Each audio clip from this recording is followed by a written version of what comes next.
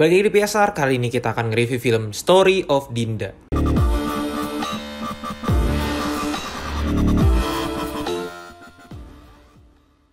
Story of Dinda adalah cerita dari kisah Dinda. Ketika NKCTHI muncul, ada satu sosok karakter namanya Kale.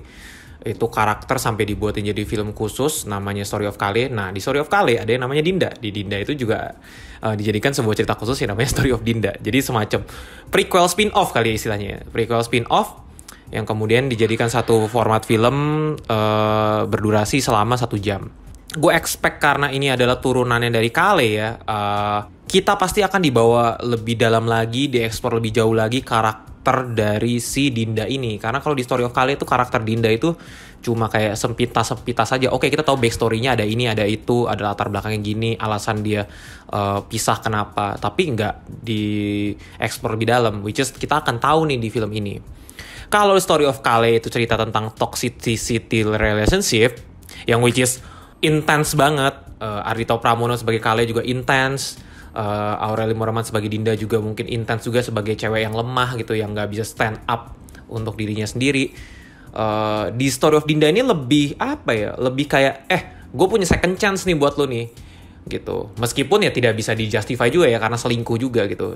So Dinda itu diketemukan dengan Pram, yang ternyata juga udah punya istri. Ketemu sama Dinda jaga jarak, tapi Pram juga in the end of movie juga diceritain ternyata juga udah cerai sama istrinya karena istrinya selingkuh. Jadi kayak dysfunctional relationship, yang ceweknya punya toxic relationship, yang cowoknya punya istri yang selingkuh gitu. Dipertemukan dengan keadaan yang tidak tepat, tapi sama-sama mau, sama-sama nyaman gitu. Story of Dinda hanya berputar di konflik itu. Beda sekali dengan Story of Kale. Kalau Story of Kale itu kuat banget di dramanya. Mungkin karena dibuat pada saat pandemik, jadi dengan setting yang bener-bener terbatas, jadi dimaksimalin tuh. One shot, long take, dialog sentrik. Kalau di sini Story of Dinda dialog sentriknya tuh kurang gitu ngena ya.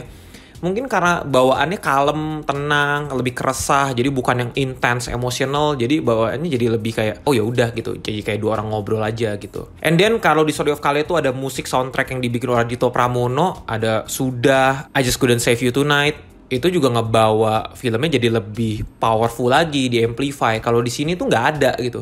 Di tengah-tengah film, di awal film, di akhir film itu nggak ada satu soundtrack yang benar-benar kayaknya wah hook banget nih, gue akan nyanyiin terus-menerus gitu.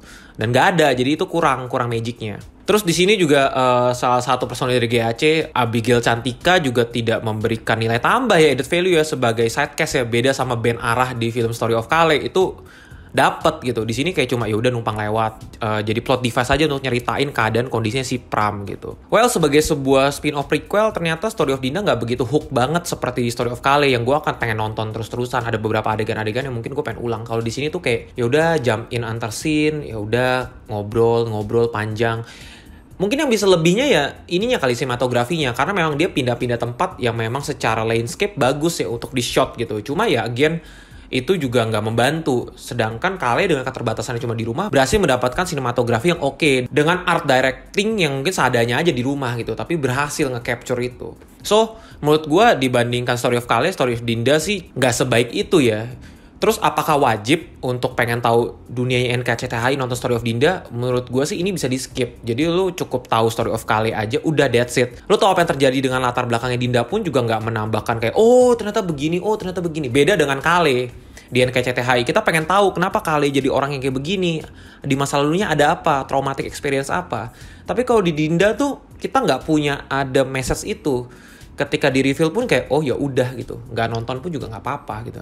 Mungkin gue bisa ceritain ke teman sesingkat kayak Dinda tuh begini tanpa lo harus nonton. So itu aja review dari gue. Story of Dinda bisa ditonton di bioskop online sejak 29 Oktober. Jangan lupa komen dan subscribe. Akhir kata, play it, don't stop, just rewatch. Cut.